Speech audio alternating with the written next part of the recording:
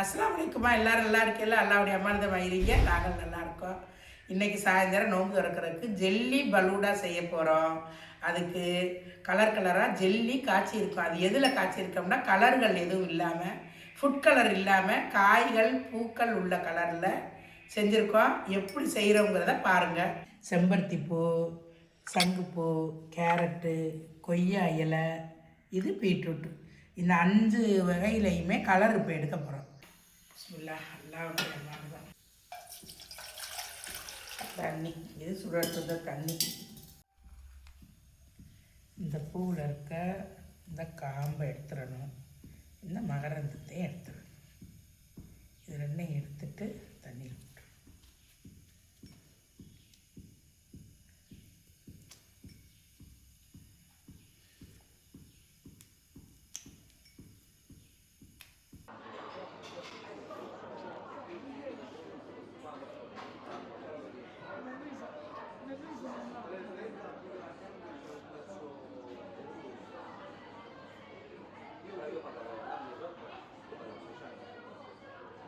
இந்த பூவை நல்லா அப்படி அலசிட்டு தண்ணியில்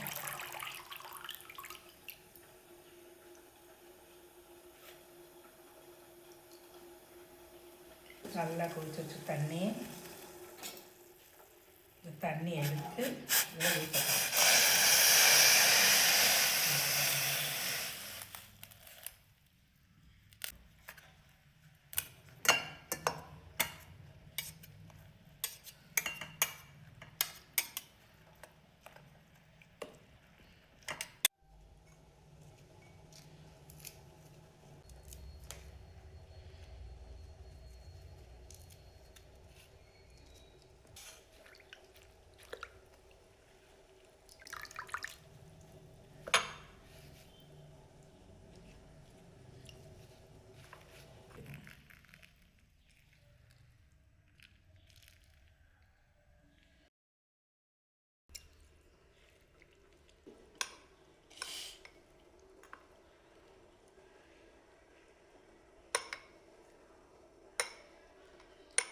அழகான கலராக இருக்குல்ல.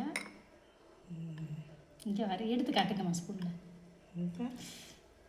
அழகான கலர், இயற்கையான கலர். இதெல்லாம் நேச்சர், எந்த ஆர்டிஃபிஷியல் கெமிக்கல் இல்லாமல் நேச்சரான கலரில் நம்ம வந்து இது காய்ச்ச போகிறோம், ஜெல்லி காய்ச்ச போகிறோம். செம்பருத்தியில் நல்லா கலர், செம்பருத்தியில் உள்ள கலர்.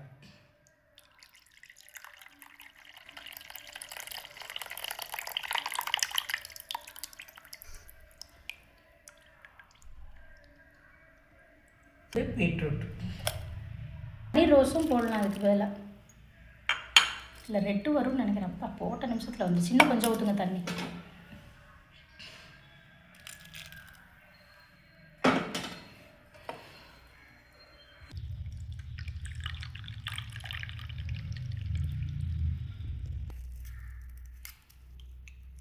Carrot, orange colour.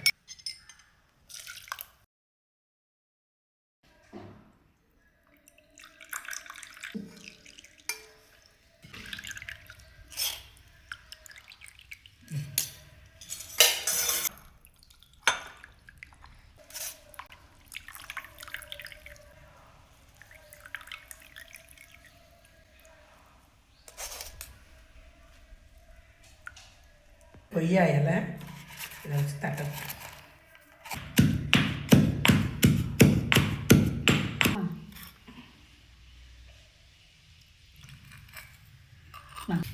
போதும்.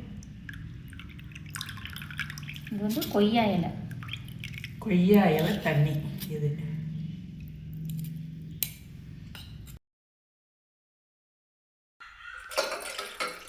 தரத்தரமே வெட்டி போடுங்க. அரைச்சலையும் வச்சப்போம், கொஞ்சம் கொஞ்சம் போடுறது. எவ்வளோ போடுறது? ஒரு கிண்ணத்துக்கு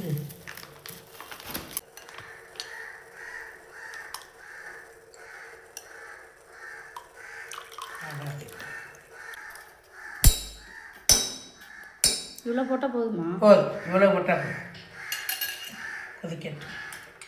ஆனால் இதுக்கு நல்லா இது வெந்த உடனே இதில் 2 ஸ்பூன் ஜீனியை போட்டு இந்த ஜாக்கரைக்காயை காய்ச்சி கலரை ஊற்றிக்கணும். இது ஒரு கலர். இதில் இதெல்லாம் இருக்குது, கரையிற வரைக்கும் காய்ச்சணும்லம்மா.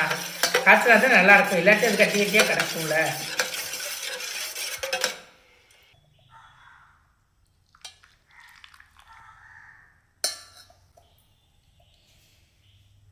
இப்போ நெக்ஸ்ட்டு செம்பருத்தி ஊற்றிட்டோம்னா லைட் ரோஸ் கலராக வந்துடும். அதே மாதிரி எல்லா கலரையுமே ஊற்றி கலரை சேஞ்ச் ஆகிறப்ப கழுவி ஊற்றி நல்லா பாத்திரத்தை வந்து கழுவிட்டு ஊற்றினாலும் கலர் மாறாமல் இருக்கும். அந்த மாதிரி ஊற்றி ஒவ்வொரு ஸ்பூன் ஜீனி போட்டு 2 ஸ்பூன் போடுங்க, போட்டு கலக்கி ஊற்றி வச்சுக்கிட்டீங்கன்னா கலராக உங்களுக்கு சில்லி கிடைக்கும். கலர் மிக்ஸ் ஜெல்லி காய்ச்சி வச்சு இப்போ பால் காய்ச்ச போகிறோம். கஸ்டர்ட் பவுடரு ஒரு அதையுமே தனியாக தான் கலக்கி பால் நல்லா மலமலன்னு கொதிச்சிருச்சு. பால் கொதிச்ச பிறகு இந்த கஸ்டர்ட் பவுடரை கலக்கணும். கைவிடாமல் இப்படி கிண்ணாத்தே நல்லாயிருக்கும், இல்லாட்டி கட்டியாக ஒரு திரண்டுரும். இந்த கஸ்டர்ட் பவுட்ரு கார்ன்ஃப்ளவர் மாவு மாதிரி இதை ஊற்றின உடனே நல்லா இது கைவிடாமல் கொஞ்சம் கலக்கி விட்டுருங்க. கெட்டியாக வந்துடும் பால். இது வந்து பாலில் 4 ஸ்பூனு பால் பவுட்ரு கலக்கி அதில் ஊற்ற போகிறோம்.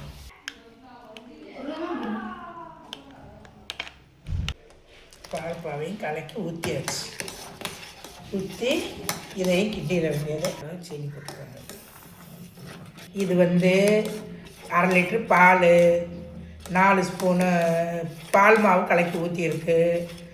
அப்புறம் இந்த கரண்டியில் 2 கரண்டி கஸ்டர்ட் பவுடர் கலக்கி ஊற்றிருக்கு.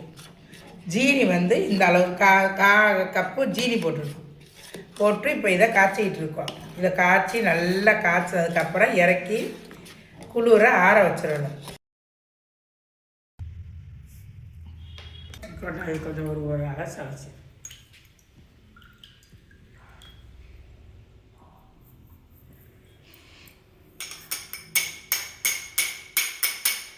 கண்ணாடி கிட்டத்தை உடைக்க போறீங்க நீங்கள். அலசி தான் வைக்கணும், அலசாமல் போடக்கூடாது. எங்கன கணக்குள்ள எப்படி கணக்கும் போங்க, அவ்வளோதானே. செஞ்சு வச்ச எல்லா கலர்ஸ் வந்து நல்ல ஃப்ரிட்ஜில் வச்சு கெட்டி ஆயிடுச்சு. இப்போ இதை நம்ம வந்து ஃபலூடாவுக்கு சேர்க்க போகிறோம்.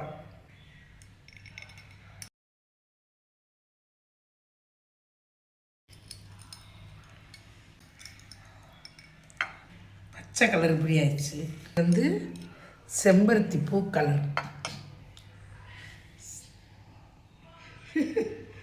என்ன ஒரு கலர், கத்திய தேவையில்லை. கேரட் இங்கே வை.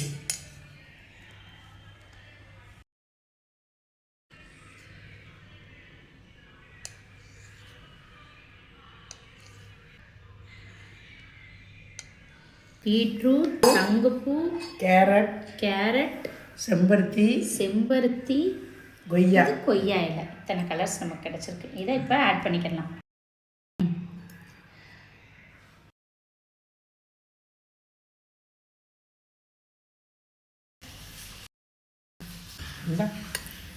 செம்பருத்தியோட கலர் சரியான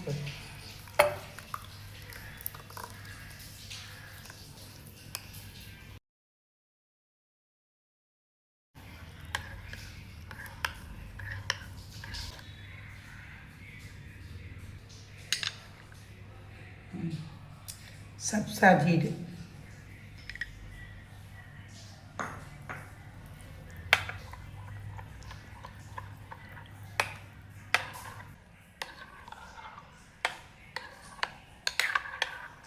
இப்போ இதில் வந்து வெண்ணிலா எசன்ஸ் வந்து கொஞ்சம் ஒரு முடி. ஃப்ரூட் ஃபலூடா நோம்பு திறந்துட்டு சாப்பிட்டு பார்த்தோம், சூப்பராக இருந்துச்சு. இதில் என்ன ஒரு ஸ்பெஷல் அப்படின்னா அந்த கொய்யா இலையோட ஸ்மெல்லு, பீட்ரூட், கேரட் இதில் எந்த ஸ்மெல்லுமே தனியாக தெரியலை. வெனிலா எசன்ஸ் ஆட் பண்ணனால ஐஸ்கிரீம் மாதிரியே இருந்துச்சு, பசங்களுக்கு ரொம்ப பிடிச்சிருந்துச்சு. ஃபுட் கலர் எதுவுமே ஆட் பண்ணாமல் நம்மளே ரெடி பண்ண கலரில் பண்ண இந்த ஜெல்லி ஃபலூடா செம்மையாக இருந்துச்சு. நீங்கள் ட்ரை பண்ணி பார்த்துட்டு எப்படி இருந்துச்சுன்னு கமெண்ட் பண்ணுங்கள். அஸ்ஸலாமு அலைக்கும்.